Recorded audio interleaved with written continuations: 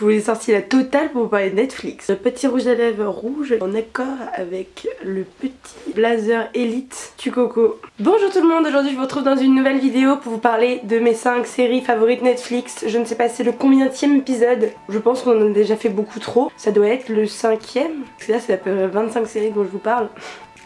Il y a un petit problème là-dedans. Je vais vous parler de mes dernières séries que j'ai vues et qui m'ont énormément plu. Une fois de plus, il y en a 5, comme d'habitude on reste sur ce format-là qui est vraiment pas mal. Le dernier vous avez adoré, si vous n'avez pas vu je vous invite à aller la regarder. Et maintenant on commence avec cette nouvelle vidéo, c'est parti. Est-ce que je commence à vous parler d'Elite ? J'avoue que de base je ne vais pas vous parler d'Elite parce que la série n'était pas encore sortie quand j'ai préparé la vidéo. Mais la série est sortie entre temps.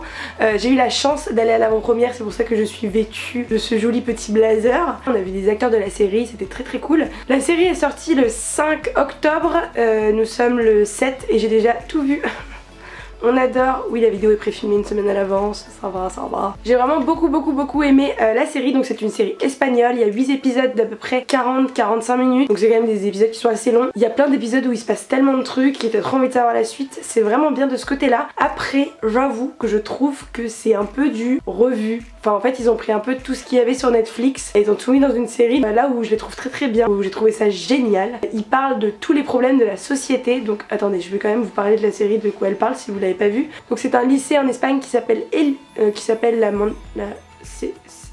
je me souviens plus du nom du lycée. C'est un lycée prestigieux en Espagne avec que des gens qui sont très riches, des duchesses, des machins, des trucs. Et il y a 3 étudiants qui ont été boursiers, donc qui n'ont pas les mêmes moyens que les autres étudiants, qui arrivent pour une nouvelle année.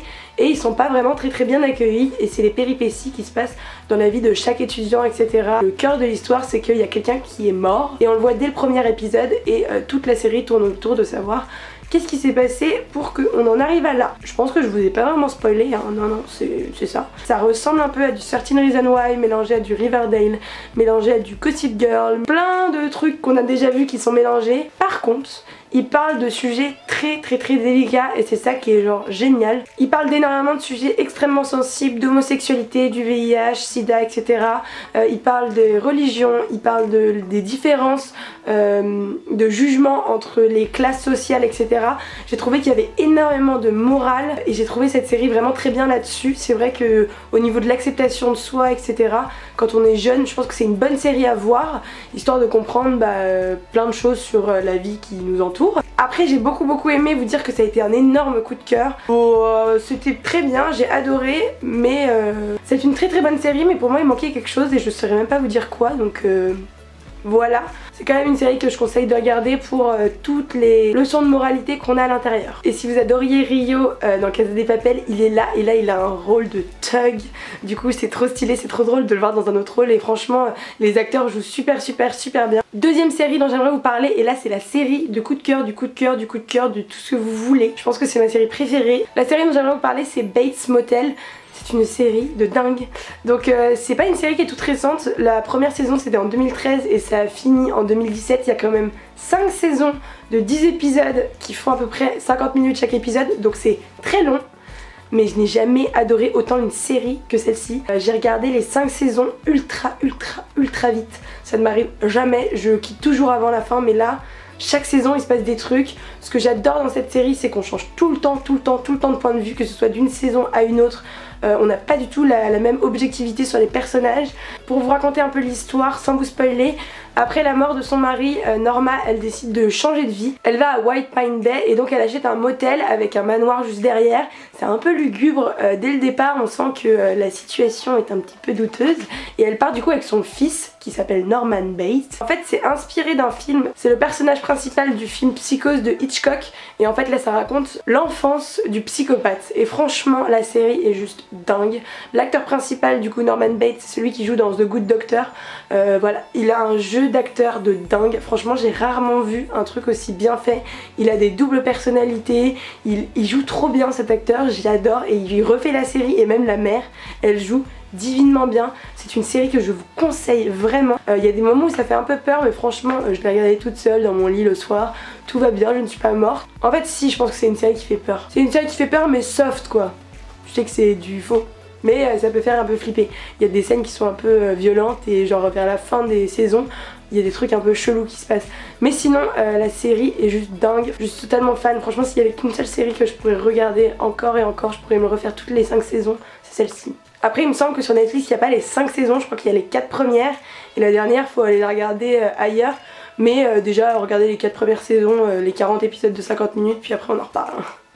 Ensuite j'aimerais parler d'une série qui est sortie en 2018 qui s'appelle The Innocent. Donc il n'y a qu'une seule saison de 8 épisodes qui dure pareil à peu près 50 minutes. Moi j'ai beaucoup aimé, pareil je l'ai regardé hyper rapidement. C'est l'histoire de 2 jeunes et plus particulièrement d'une fille qui est hyper restreinte par son père, c'est-à-dire qu'elle ne sort quasiment jamais de chez elle.